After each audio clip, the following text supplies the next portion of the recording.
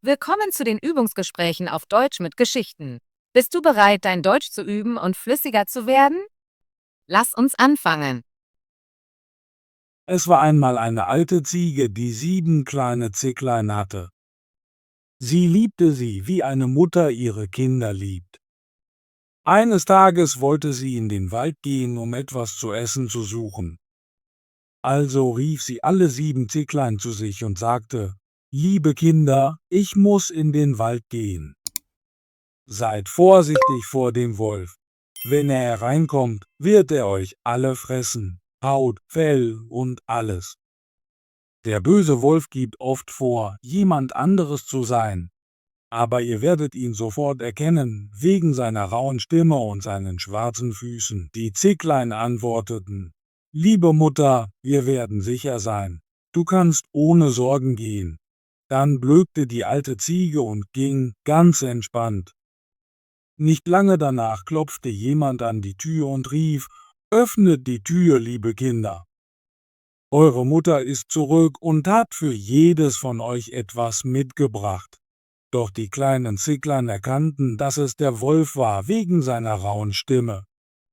Sie sagten: »Wir werden die Tür nicht öffnen. Du bist nicht unsere Mutter. Sie hat eine sanfte, angenehme Stimme, aber deine Stimme ist rau. Du bist der Wolf.« Der Wolf ging daraufhin zu einem Kaufmann und kaufte ein großes Stück Kreide. Er aß es, um seine Stimme weicher zu machen. Danach kehrte er zurück, klopfte an die Tür und rief: »Öffnet die Tür, liebe Kinder. Eure Mutter ist zurück und hat für jedes von euch etwas mitgebracht.« Aber der Wolf hatte seine schwarzen Pfoten am Fenster und die Zicklein sahen sie. Sie riefen: »Wir werden die Tür nicht öffnen. Unsere Mutter hat keine schwarzen Füße wie du. Du bist der Wolf.« Dann rannte der Wolf zu einem Bäcker und sagte: »Ich habe mir die Füße wehgetan. Bitte reibe etwas Teig darauf.« Der Bäcker tat dies. Und dann ging der Wolf zu einem Müller und sagte: »Bitte streue etwas weißes Mehl auf meine Füße.« Der Müller dachte, der Wolf will jemanden hereinlegen, und weigerte sich. Aber der Wolf drohte: »Wenn du es nicht tust, werde ich dich fressen.« Der Müller bekam Angst und machte die Pfoten des Wolfs für ihn weiß. So handeln die Menschen oft. Jetzt ging der Wolf zurück zur Tür und klopfte erneut. Er sagte: »Öffnet die Tür, Kinder. Eure liebe Mutter ist nach Hause gekommen und hat für jedes von euch etwas mitgebracht.« Die kleinen Zicklein riefen: »Zeige uns zuerst deine Pfoten, damit wir wissen, ob du unsere Mutter bist.« Der Wolf steckte seine Pfoten durch das Fenster, und als die Zicklein sahen, dass sie weiß waren, glaubten sie ihm und öffneten die Tür. Aber ratet mal, wer hereinkam. Es war der Wolf. Sie waren erschrocken und versuchten sich zu verstecken.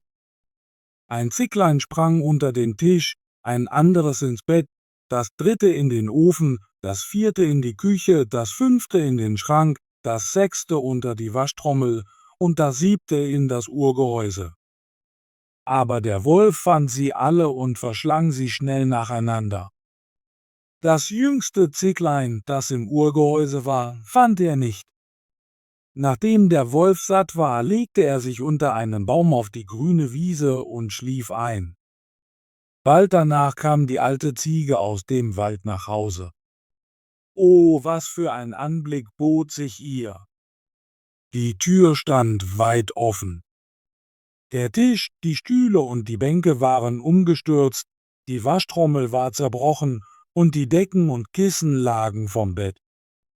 Sie suchte nach ihren Kindern, aber sie waren nirgends zu finden.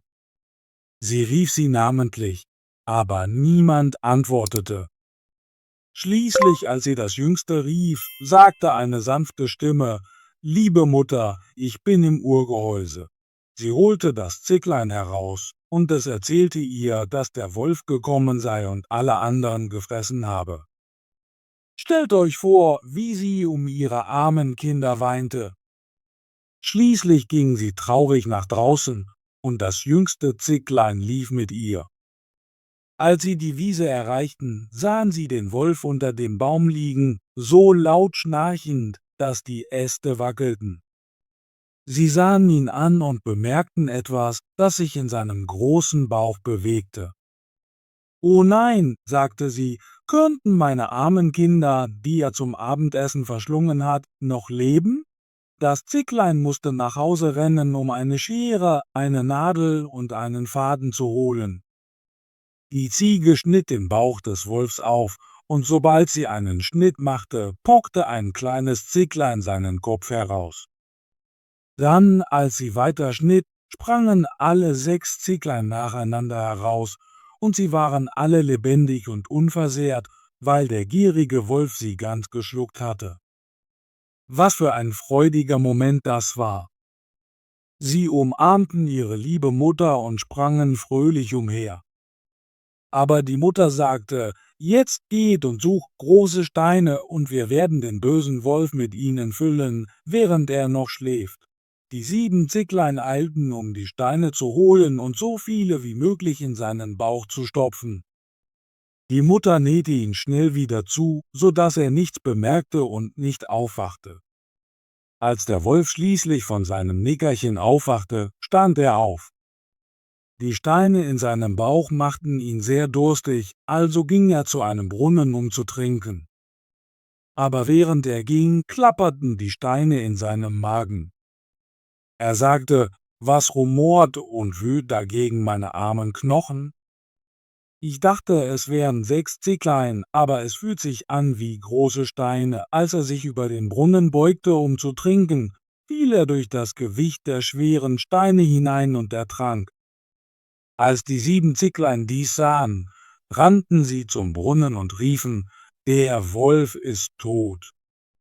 Der Wolf ist tot!« Sie tanzten vor Freude um den Brunnen mit ihrer Mutter.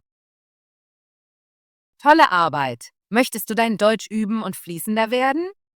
Bitte abonniere unseren Kanal und aktiviere die Benachrichtigungen, damit du keine unserer kostenlosen deutschen Geschichten verpasst. Bis zum nächsten Video.